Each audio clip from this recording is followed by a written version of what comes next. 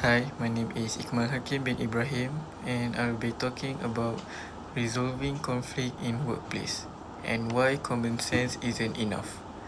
So, for the summary of the article that I have chosen, Richard Berg, a leading conflict resolution practitioner, points two major causes. First and most common is inadequate communication. People think that they have fully understood something, but they haven't. This breakdown can quickly spiral into everything from yelling to quitting or even outright quitting. Second, perceived inequities. This could be about differences in workload, benefits, or the feeling that the boss is playing favorites. This issue often stems from failure of leadership to properly communicate the reason behind differential treatment. Conflict, if left unresolved, can become a major drain.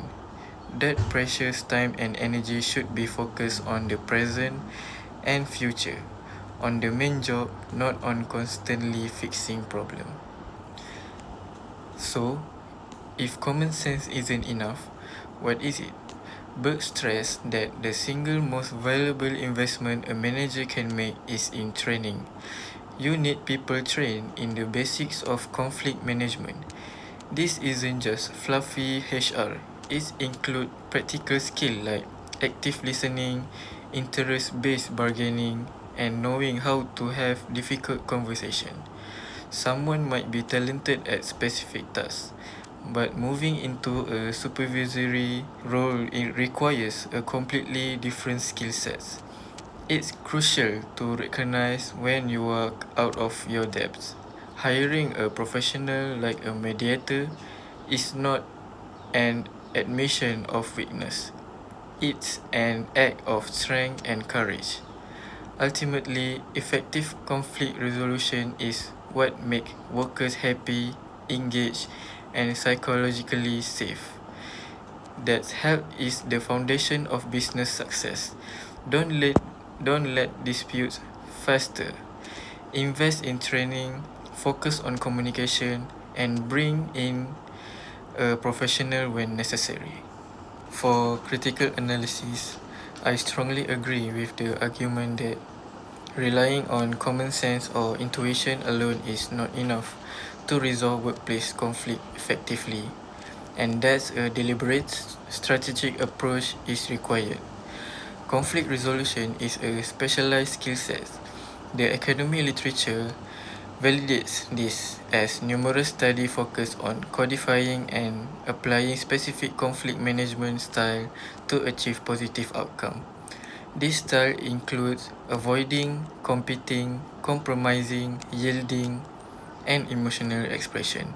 These frameworks, such as Rahim Organizational Conflict Inventory tool, are used even by professionals in service industries like tour guide who must strategically manage conflict with customer to ensure business success and tourist satisfaction.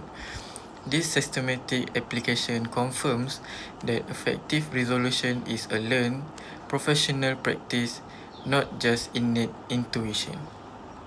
Next is global and local context example. First is Nike. Nike's toxic internal culture was exposed not through internal channels but by a renegade employee survey, demonstrating a failure of bottom-up communication and leadership trust. This illustrates the danger of communication barriers. A lack of trust in HR and inefficient communication channel allow conflict and negative behaviors to persist, confirming that the impact of conflict is magnified in the absence of a clear resolution strategies. Second is Wells Fargo. Wells Fargo failed to accept responsibility and instead blame low-level employee for major scandal. Yahoo delayed communicating a significant data breach. In a crisis, the lack of transparency and a defensive posture form a competitive conflict style, amplify public outrage like damage brand reputation. And lastly, local example. Workplace conflict in Malaysia frequently arise from unspoken and unaligned expectation and a lack of opportunities to interact, leading to misinterpretation of communication style. Example like straightforwardness being seen as aggression. This directly reflects how poor communication leads to misunderstanding. Furthermore, the Malaysian Labour Department itself has lacked a standard set of strategies for managing employee-employer conflict, leading to inefficient case handling. Lastly, recommendation and suggestion. To move beyond common sense and build a resilient workplace, organizations must implement the following strategic recommendation. First, mandate interpersonal skill and active listening training. Provide dedicated training focused on soft skill, specifically active listening, paraphrasing, asking open-ended questions, and structured feedback technique. Second is establish a multi-step collaborative conflict resolution framework.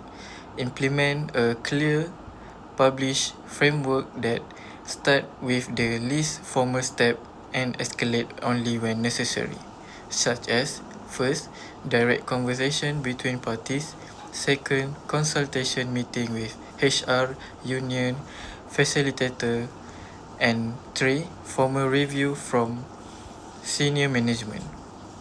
And lastly, prioritize communication quality to build trust.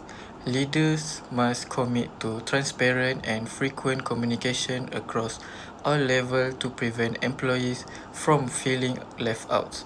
Crucially, they must clarify roles and responsibilities and set explicit expectations to eliminate ambiguity, a major source of conflict. That's all from me. Thank you.